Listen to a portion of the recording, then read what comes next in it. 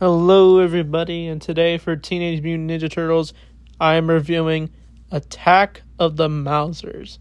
So this is where the Teenage Mutant Ninja Turtles have finally found a lead to what's been going on, with the Mousers attacking their home, destroying it, attacking April, and attacking them.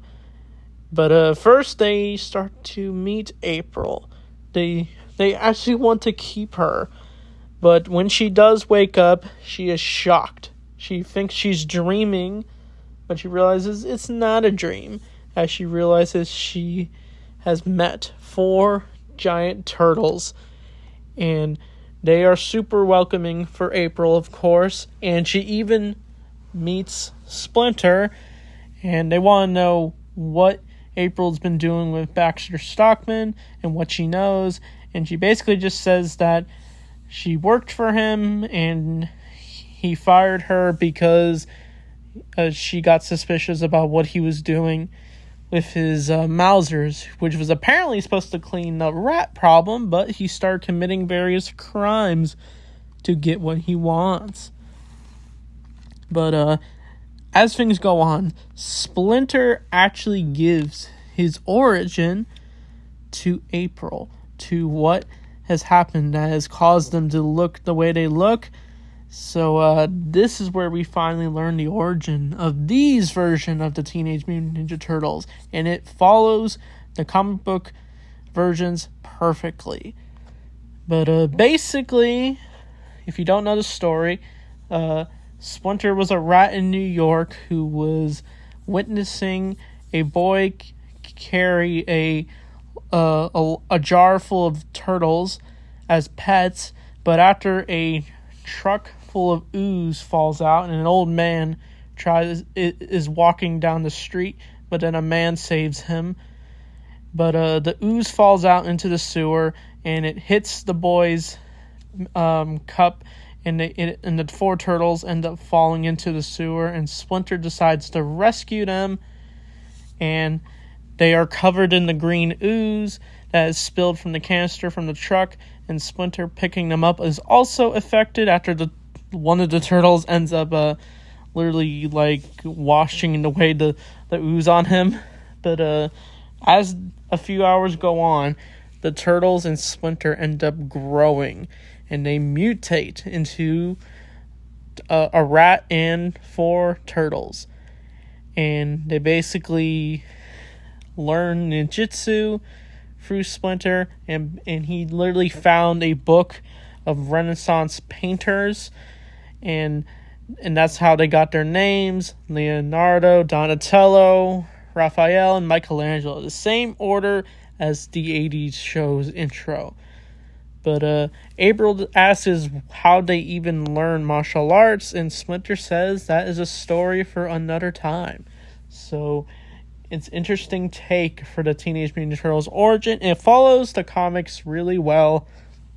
But how they learn the ways of ninjutsu is very different in this version, as we do learn about what led to Shredder and Splinter's rivalry. But we'll get to that in the future episodes of the show. But right now, how they learn ninjutsu is mysterious. But April's able to tell them where the lead is, and it's basically at Stockman Lab. And so the turtles are going to confront Baxter Stockman and his Mousers, and they basically get into a large fight with the Mousers after they sneak in after sneaking down into the sewer entrance to Stockman's lab, and basically Baxter is going to use this for his various crimes, and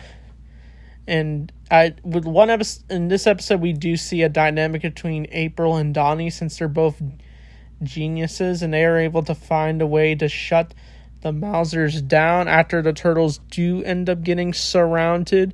But when they do try to confront Baxter, he ends up escaping after they realize that the whole building could be a bomb. But basically, with April and Donnie's help, they are able to shut down the Mousers for good, and they all manage to escape. But Baxter is soon confronted by a giant large man with a dragon tattoo, which is revealed to be Hun. So this is the first appearance of this character in this version of the Teenage Mutant Ninja Turtles. I don't know if he's in the Mirage comics, but Hun is a very interesting character.